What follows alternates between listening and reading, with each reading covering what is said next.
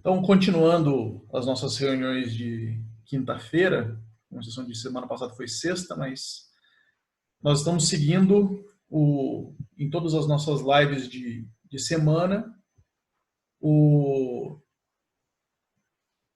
os nossos estudos no Salmo 119. Tá? Então, Salmo 119, então, estamos indo estrofe por estrofe e chegamos na estrofe que vai do 161 ao 168. E o primeiro versículo dela diz assim: Poderosos me perseguem sem motivo, mas o que o meu coração teme é a tua palavra. Então, esse é o primeiro versículo que nós vamos estudar nesse salmo. O Salmo 119, revisando, ele é um salmo que é um acróstico, então cada estrofe do salmo começa com uma letra do alfabeto hebraico. Tá? São 22 estrofes no total, e cada estrofe tem 8 versos. Cada estrofe dessas começa com a mesma letra. Né? Então a primeira primeira estrofe tem a mesma letra, começando cada verso, e assim a gente vai avançando nas estrofes. Esse salmo tem foco na palavra de Deus, então qualquer versículo que você pegar, dentro do seu contexto, vai estar falando da Bíblia, das Escrituras, da lei, dos preceitos do Senhor, da sabedoria, com raríssima exceção. E ele é uma conversa pessoal com Deus. Como os salmos eles são cantados, é o inário do povo de Israel, então a maioria são cânticos congregacionais, o povo cantava junto. Né? Então esse salmo é uma exceção, ele é uma conversa pessoal com Deus, né? Do salmista com Deus. E a gente chegou na 21ª estrofe, que começam todos os versos, do verso 161 até o verso 168, todos eles começam com essa letrinha que está aparecendo aí, que é a letra Shin. Né? Então ela soa dessa forma, Sh, ou S, ou ela soa como o nosso S. Né? Ela vale o número 300, né? As letras hebraicas elas também valem um número, ela tem um valor numérico. E chegamos na estrofe número 21, né? É a 21ª estrofe. Essa estrofe, ela começa com o primeiro verso dela, falando: poderosos me perseguem sem motivo, mas o meu coração teme mas o que o meu coração teme é a tua palavra. Então, vários salmos, eles falam sobre a angústia do salmista, sobre o salmista lutando contra alguma dificuldade, e essa estrofe do salmo não é diferente. A estrofe anterior que nós estudamos também fala sobre as adversidades, como a palavra de Deus pode nos ajudar nelas, e como nós devemos nos concentrar em Deus, na palavra de Deus. E aqui o salmista vai repetir essa ideia que ele vai tocar ao longo de todo o Salmo 119. Né? Lembrando que é um salmo poético, e a poesia sempre é de repetição e paralelismo. Tá? Então ele começa falando que os poderosos me perseguem sem motivo. Né? Então não é qualquer um que está perseguindo, não é uma dificuldade comum da vida, mas ele está sofrendo uma perseguição assim, quase institucional. Né? Então, lembrando que a gente viu no outro salmo, as dificuldades e as provações que o salmista passa, que nós passamos na nossa vida, elas têm uma função, que além de nos ensinar a cumprir a palavra de Deus, mas a dificuldade é exatamente em tirar o nosso foco de Deus. Né? Quando nós passamos por problemas, a nossa tendência é desviar o foco de Deus e nos concentrarmos na nossa própria vida, nos nossos próprios problemas. Quando Satanás nos coloca em tentação, a ideia é nos afastar da palavra de Deus. Quando nós passamos em provação, nós estamos também correndo o risco de nos concentrarmos na nossa própria vida, focar nos nossos problemas e não recorrer a Deus. E o ensinamento de passar pela provação é exatamente em recorrer a Deus, em recorrer à palavra de Deus e não se deixar distrair com esses problemas. Então, a perseguição ela é comum na vida do cristão. Se você está fazendo o que Deus quer, vem oposição por aí, vem problema, vai haver perseguição, vai haver dificuldades de conseguir continuar praticando a palavra de Deus. Então isso aí acaba levando o salmista, nesse caso, a um medo, né? A um aparente medo, um aparente problema que vai acontecer na vida dele, e não é simples. Então ele passa a falar sobre isso. Os poderosos me perseguem sem motivo. Isso é o que está acontecendo na vida dele. Mas qual que é a reação do salmista logo imediata? É fazer um trocadilho com esse temor, né? Enquanto eu deveria ter medo dessas situações que acontecem na minha vida, na verdade, o meu coração, o que ele teme? Teme a palavra de Deus. Ele faz esse trocadilho. Então, esse temor que o salmista tem na palavra de Deus é um temor um pouco diferente do sentido que ele colocou nessa primeira parte, né? Os poderosos me perseguem, então eu deveria ter medo, mas na verdade eu tenho temor do Senhor, temor à palavra de Deus, que é um temor reverencial. Eu tenho reverência, eu tenho respeito, um respeito muito grande pela palavra de Deus. Ora, a gente sabe que Deus é todo-poderoso, né? Deus é um Deus onipotente, ele pode todas as coisas, nada pode impedir a vontade de Deus de se realizar. E nós sabemos que ele é santo, né? Ele não tem pecado e não pode contemplar o pecado. O pecado não existe na presença de Deus. Então, nós somos pecadores e estamos diante de um Deus santo, logo nós temos temor. O temor, sim, é uma reverência que nos amedronta diante de Deus, por saber o que Deus poderia fazer conosco por conta do nosso pecado, mas ele é um temor reverente na presença do amor que Deus tem por nós. Então, à medida que Deus demonstra amor pelo seu povo, pelos cristãos, esse amor torna possível que temamos a Deus com essa reverência, sem esse medo escravizante, esse medo horrorificante que nos paralisa, mas é um temor que nos leva a fazer as coisas que agradam a Deus. Sabendo que Deus é todo-poderoso, santo e que odeia o pecado, o que o cristão vai fazer? Vai praticar o bem, vai praticar a palavra de Deus, vai levar o seu comportamento em conformidade com a palavra de Deus. Então, o temor, ele é muitas vezes explicado na Bíblia pelo comportamento dos próprios personagens bíblicos, né? Moisés, quando chega na presença do Senhor, o que ele faz? Retira a tua sandália porque tu está em lugar santo. Aqui não é qualquer lugar. Eu não estou na presença de Deus da mesma forma que eu estou na presença dos meus amigos, da mesma forma que eu trato um conhecido, um colega de trabalho, eu não trato Deus dessa forma, né? Quando existe esse excesso de intimidade que a gente vê no meio carismático hoje, né, eu vou me jogar nos braços de Deus, eu vou abraçar e vou girar, e a gente vê que existe uma falta de compreensão do que é o temor a Deus. Deus não é qualquer pessoa com qual eu me relaciono. Eu tenho um relacionamento de amor, eu tenho um relacionamento de filho com pai, mas existe temor, né?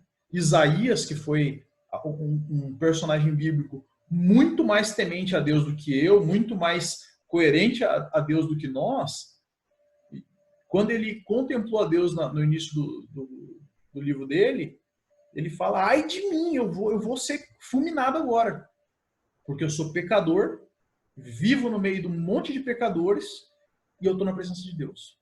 Então, esse é o temor que nós temos que ter de Deus. O respeito, essa dignidade que Deus apresenta na nossa frente, e a nossa resposta é esse respeito excessivo, tá? Na presença de Deus. É saber que nós não tratamos Deus de qualquer forma. Então, o salmista coloca esse temor à palavra como o centro dessa estrofe. Apesar das coisas que acontecem, tudo que acontece é pouco perto do meu temor da palavra de Deus. Então, a palavra de Deus é o centro da vida do salmista. Pode acontecer coisas ao redor, pode acontecer pressões ao redor, dificuldades ao redor, mas o centro, o cerne do coração do salmista é a palavra de Deus. E nessa palavra, ele se alegra, né? Ele alegra nas promessas de Deus como quem acha um grande tesouro, né? Um grande despojo de guerra. Então, lembrando a mesma passagem que nós falamos semana passada, que é a da parábola da pérola preciosa, né? Cristo vai ensinar que um negociador de pérolas descobre uma pérola de tremendo valor e ele abre mão de tudo que ele tem. Ele vende tudo para comprar aquela pérola. Ele fala um pouco antes também da parábola do tesouro escondido num terreno, que o camarada descobre aquele tesouro, ele descobre uma coisa que ninguém está vendo, que ninguém consegue discernir. Ele vende tudo que ele tem para comprar um terreno que aparentemente vazio. Né? Ele aposta tudo que ele tem, tudo perde valor diante desse tesouro maravilhoso que é a palavra de Deus. E não interessa se vão falar mal, se vão falar que ele é louco, se vão criticar, ele abre mão de tudo por esse tesouro maravilhoso que ele acha. Então isso aí passa a ser o centro da vida. Passa a ser o centro da vida do salmista, esse tesouro maravilhoso que ele não pode abrir mão, que é a intimidade e o conhecimento de Deus. Quando nós compreendemos as promessas, a palavra de Deus, nós começamos a compreender como nos relacionar com esse Deus. Como relacionar e como servir a esse Deus. É necessário conhecimento, que vem através da palavra de Deus, e é necessário que isso reflita em ações. Né? Porque não adiantava nada o comerciante de pérolas descobrir uma pérola maravilhosa e deixar ela para lá. Ou então o cara que descobriu um tesouro no terreno, fala assim, puxa, tem um tesouro maravilhoso ali. Sorte de quem vai conseguir isso daí. Né? E não faz nada a respeito. Então esse é o coração do salmista. Ele se alegra em saber que esse grande tesouro faz parte da vida dele. É o centro da vida dele. Esse é o relacionamento que o salmista tem com a palavra de Deus, com as escrituras. Então ele vai continuar falando que, frente a esse grande tesouro, qualquer coisa que vai em oposição a ele, que vai contrapor esse tesouro, ele detesta, ele odeia. Então ele odeia a mentira em contraposição à lei de Deus, que é a verdade. Por ter como centro, como coisa mais preciosa na vida dele, a palavra de Deus, não existe nada no mundo que contradiga essa palavra que ele não odeia. Então, o valor que o salmista vai dar para a palavra de Deus, para a Bíblia, é superior a qualquer outra coisa. Por isso que ele odeia qualquer outra coisa que vai em desencontro com a palavra de Deus. Ele sabe que a única verdade possível vem de Deus. Então não adianta, não, mas eu acho que faz sentido, eu recebi um conselho muito bacana, eu li um livro que fala uma técnica muito legal. Se é contra a palavra de Deus, não vale nada. Se aquilo contrapõe, se aquilo desmente ou tenta desacreditar a palavra de Deus, é mentira e a gente detesta e odeia. Esse é o relacionamento com a palavra de Deus. Quando eu amo a palavra de Deus, qualquer coisa que se opõe a ela tem que estar no outro oposto. Então, aqui o salmista ele vai falar exatamente do porquê dessa segurança. É amar a palavra de Deus e qualquer coisa que acontece ao derredor tem pouco valor perto disso. Por isso que aqueles poderosos que zombavam, que perseguiam ele sem necessidade, sem motivo, para ele não faz diferença. Ele teme a palavra de Deus, ele ama a palavra de Deus, não interessa o que os outros vão dizer. O que interessa é o comprometimento que ele tem com a Bíblia, com a palavra de Deus. E não só ele ama, não só ele se contrapõe a tudo que vai contra essa grande pérola preciosa que é a lei do Senhor, que 7 vezes por dia ele medita nessa palavra. Ele vai exercitar essa palavra, ele vai louvar a Deus pela excelência do conhecimento que tem na Bíblia. Né? A gente não consegue compreender Deus fora da Bíblia. Qualquer percepção, eu tenho uma filosofia muito legal, se não é partindo da Bíblia, ela não explica Deus. Ela pode explicar a existência de uma divindade, como a natureza faz. Ele pode sinalizar a existência de um Deus, mas nós não vamos conhecer esse Deus fora dos juízos do Senhor, fora da Bíblia. Então, o salmista ele medita, ele contempla isso 7 vezes por dia. Né? Esse 7 ele tem aquela ideia, né, do número na Bíblia, que significa perfeição, completude. Ou seja, o meu dia inteiro é meditando na palavra de Deus, é focado na palavra de Deus. Aqui o salmista ele vai muito além do costume judaico, e o costume que muitas vezes nós herdamos, né, no cristianismo, do judaísmo, que é de 3 orações diárias. Né? Eu tenho as 3 orações que eu tenho que fazer diárias, que é uma pela manhã, quando eu acordo, uma ao meio-dia e outra à noite. A gente acaba combinando essas orações com as refeições, né? Então, a gente ora 3 vezes por dia, eu medito muito na palavra de Deus, faço minhas orações. Aqui o salmista ele vai muito além disso. Ele fala, eu amo tanto essa palavra que é o meu dia completo tá nela. Eu estou meditando nela o dia inteiro. Eu estou praticando ela o dia inteiro. Uma coisa que a gente não consegue fazer, né? A gente não consegue se ver envolvido pela palavra de Deus o tempo todo. Eu não consigo andar 24 horas por dia com a Bíblia na minha frente, lendo o tempo todo. Eu tenho as outras atribuições que Deus nos dá, que é o trabalho. Nós temos outras atribuições que Deus nos dá, que é a família, que é a igreja. E a gente não vai ficar 24 horas recitando um verso bíblico.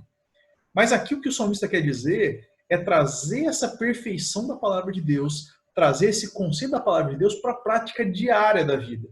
Então, apesar de nós não estarmos lendo a Bíblia 24 horas por dia, cada minuto, a cada segundo, as lições que nós aprendemos da Bíblia, elas têm que estar na minha vida.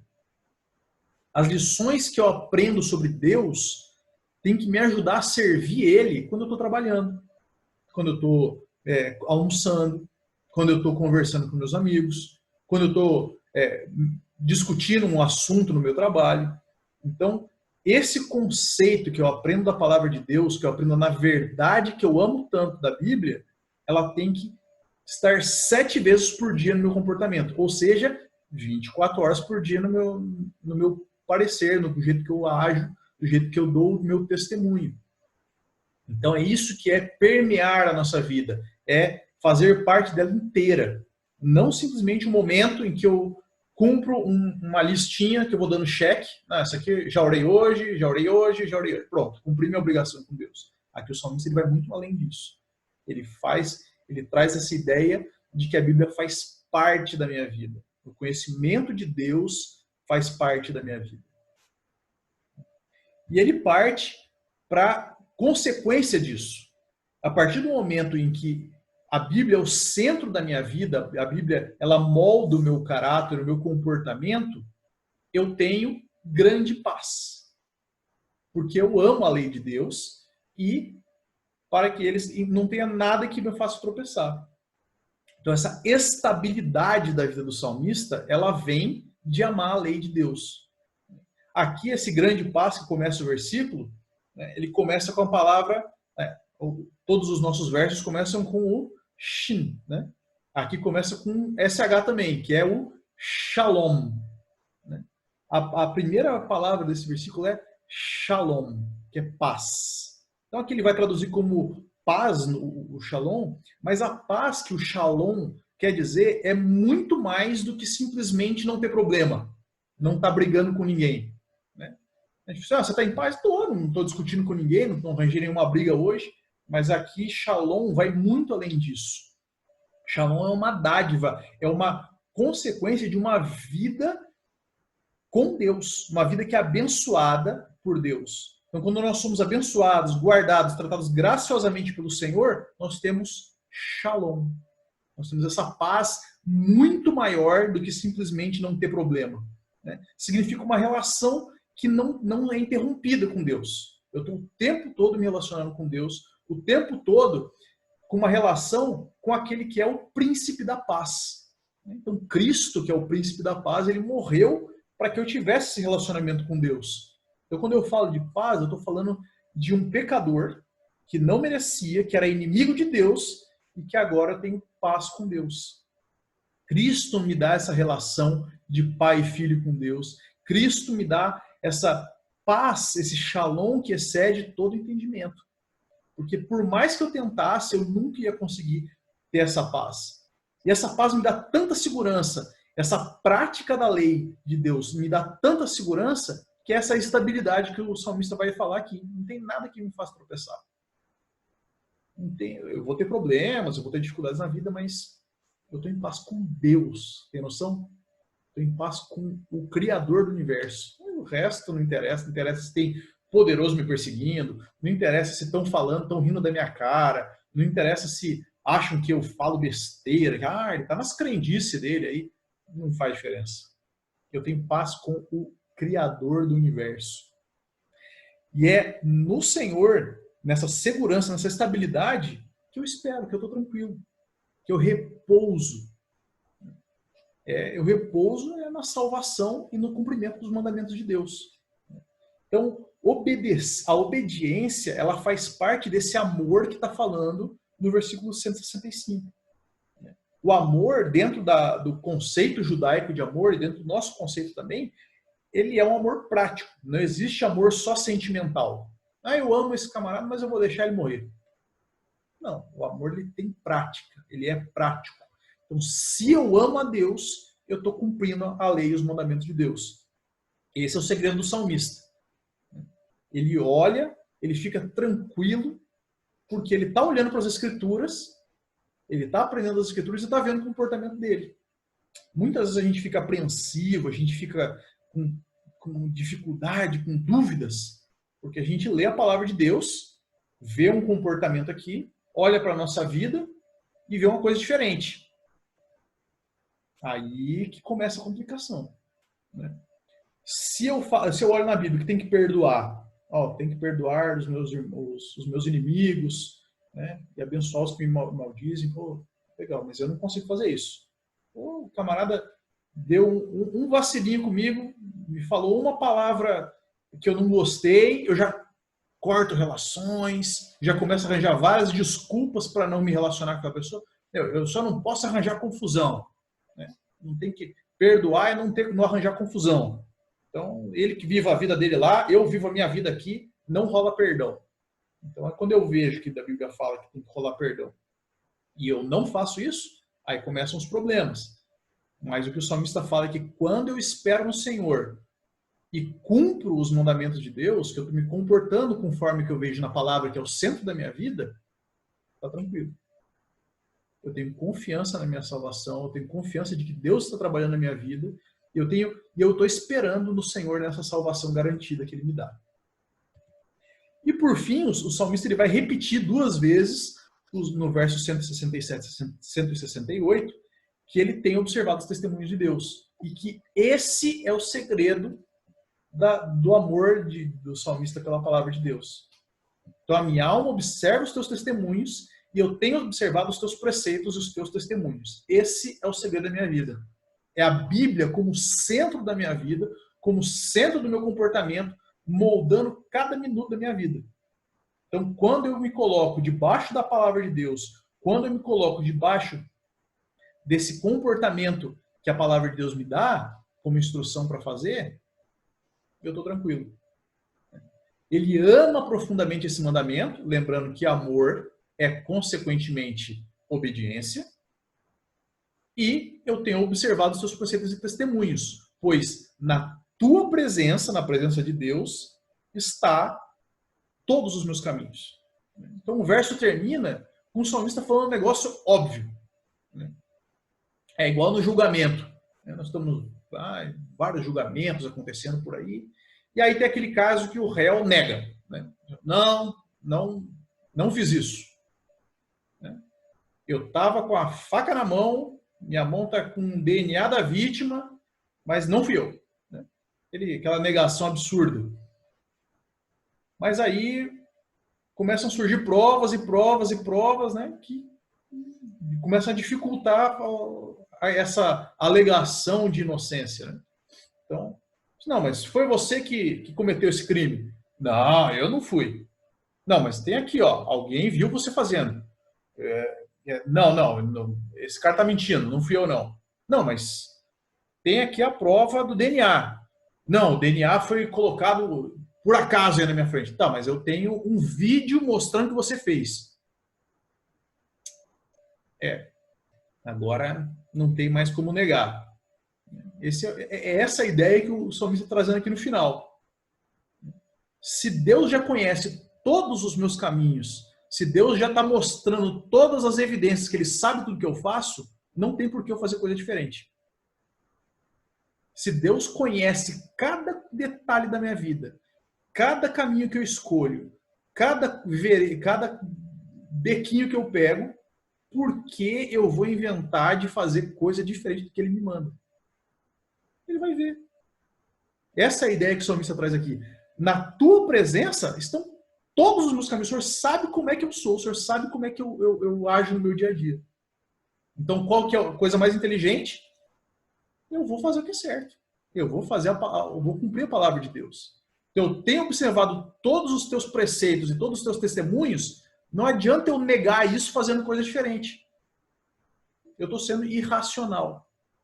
O sábio, ele olha, ele sabe que Deus sonda cada caminho, cada vereda da vida dele, e ele age daquela forma. Ele se submete voluntariamente aos caminhos de Deus.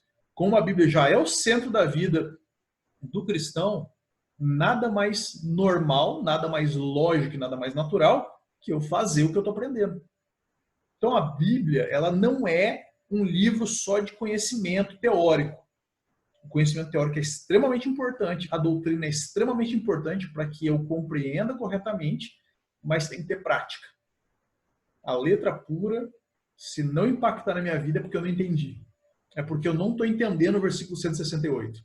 Se eu não coloquei em prática, eu acho que só quem está me vendo é quem está vendo que eu estou estudando. Olha lá, o cara sabe doutrina. Poxa, o cara sabe de cor um monte de versículo. Aí, então estou tranquilo. Mas Deus sabe o meu comportamento no meu dia a dia, então eu vou colocar em prática. Eu não vou ser um teórico das letras, porque eu sei que Deus está me vendo o tempo todo. Então eu coloco em prática essas letras tão importantes que eu estou aprendendo. Esse é o centro da vida do salmista. É colocar em prática. Lá em Provérbios 5:21, vai falar muito sabiamente o quê? Porque os caminhos do homem estão perante os olhos do Senhor e ele considera todas as suas veredas. Deus está olhando cada momento da nossa vida. Deus está acompanhando cada detalhezinho, cada passo que nós damos. Nós temos que agir conforme a palavra de Deus. Nada mais importa. Nada mais importa. O que interessa é essa pérola extremamente preciosa, na qual eu centro a minha vida, na qual eu vendo tudo, eu abro mão de todas as outras coisas para me concentrar só nela. Essa é a palavra de Deus que o salmista traz. Então, o que nós fazemos com esse conhecimento? Já que doutrina sem prática, ela não vai causar um efeito na minha vida. Então, como que eu pratico isso que eu aprendi no Salmo? Eu, primeiro, devo centralizar a nossa vida e mente na palavra de Deus. Já que eu sei que essa palavra de Deus é a verdade, é o bom conselho de Deus e é onde eu devo colocar a minha vida, faz da Bíblia o centro da sua vida. Eu estou com dúvida sobre isso, sobre aquilo? Consulta a palavra de Deus. Eu não sei como eu vou agir, eu tenho uma decisão para tomar, eu preciso de conselho técnico, então eu vou buscar os técnicos, os profissionais. Não, busca a palavra de Deus primeiro. Muitas vezes eu vou ver um conceito ali que vai me guiar os passos. Se eu tenho uma oportunidade de trabalho muito boa, mas que envolve mentira, eu não preciso de ninguém me dando conselho financeiro de que eu tenho que pegar o trabalho porque eu estou sem emprego. Se envolve mentira, eu vou abrir mão disso e Deus vai me sustentar. Eu estou tranquilo no shalom de Deus, na paz de Deus. Ele que vai me sustentar. Então a palavra de Deus, ela tem que centralizar a nossa vida. Ela tem que colocar a nossa vida no eixo para a prática da palavra de Deus. Então nós devemos amar estudar essa palavra para conseguir colocar em prática. Não adianta eu falar que a Bíblia é o centro da minha vida se eu não conheço ela. Nossa, a Bíblia é a coisa mais importante da minha vida. Tá, e você conhece ela? Não, eu sei um outro negócio de quarto. Também não adianta. Então nós temos que conhecer a palavra de Deus para que ela seja o centro da nossa vida. E assim que a gente souber tudo isso e ela for realmente uma coisa preciosa, nós temos que obedecer esses preceitos. Nós temos que colocar em prática essa palavra para que nós possamos ter essa paz com Deus que excede todo entendimento.